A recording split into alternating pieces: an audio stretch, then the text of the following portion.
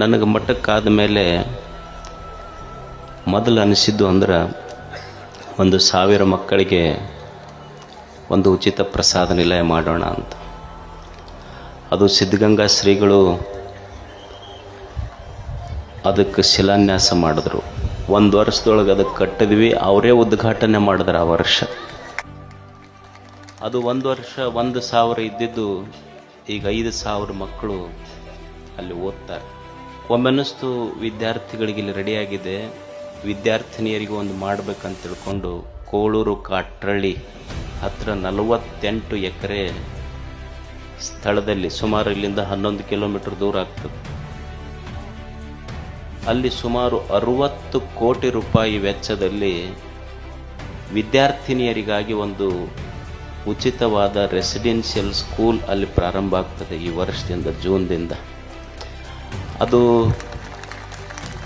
ಅದರ ಕಟ್ಟಡ, ಅದರ ಡೈನಿಂಗ್ ಹಾಲು ಬಹುಶಃ ನೀವು ಒಂದು IIT ಬಿಲ್ಡಿಂಗ್ ನೋಡ್ದಂಗೆ ಆಗ್ತದೆ.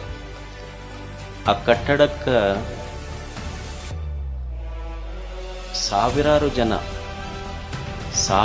ಜನ ಕಾಣದ ಕೈಗಳು ತಮ್ಮ ಹೆಸರೇ ಹೇಳಿಲ್ಲ, ಅಂಥವರೆಲ್ಲ ಉದಾರವಾದ ದಾನದಿಂದ, ಅವರ ನೆರವಿನಿಂದ ಅದು ನಿರ್ಮಾಣ ಆಗಿದೆ.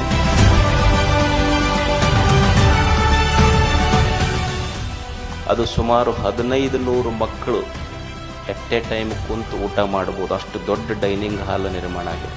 ಒಂದು 4-5 ಸಾವಿರ ಜನ ಕುಂತು ಕಾರ್ಯಕ್ರಮ ಮಾಡ್ಬೋದು. ಒಂದು dining hall come function hall plan ಮಾಡಿದ್ದೀವಿ. ಅದೊಂದು ಭಾಳ ಸುಂದರವಾದ ವಿನ್ಯಾಸ, ಕೊಲ್ಲಾಪುರದ ಇಂಜಿನಿಯರ್ ಅದನ್ನು ಮಾಡಿದ್ದಾರೆ. ಆಮೇಲೆ 15 class room, laboratory, principal quarters ಎಲ್ಲ ನಡೀತಾ ಇದೆ.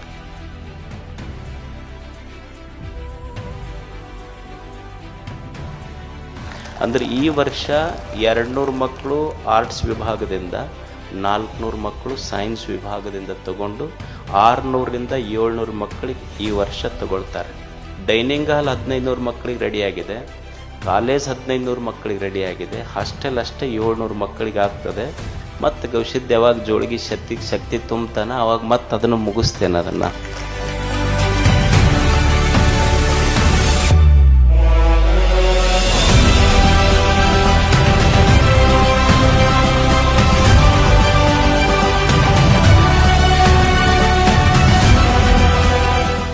ಇನ್ನೊಂದು ಹಾಸ್ಟೆಲ್ 700-750 ಮಕ್ಕಳದ್ದು ಬೇಸ್ಮೆಂಟ್ ರೆಡಿಯಾಗಿದೆ. ಅದು ಮುಂದೆ ಮುಗಿಸೋಣ. ಗವಿಸಿದ್ಧ ಯಾವಾಗ ಶಕ್ತಿ ಕೊಡ್ತಾನೆ, ನೀವು ಯಾವಾಗ ಹೋಯ್ತಂತೀರಿ ಅವಾಗ ಮುಗಿದು ಬಿಡ್ತೈತೆ ಅಷ್ಟೇ. ಅದು ಈ ನಾಡಿನ ಎಲ್ಲ ಮಠದ ಭಕ್ತರು, ಸಹೃದಯಿಗಳು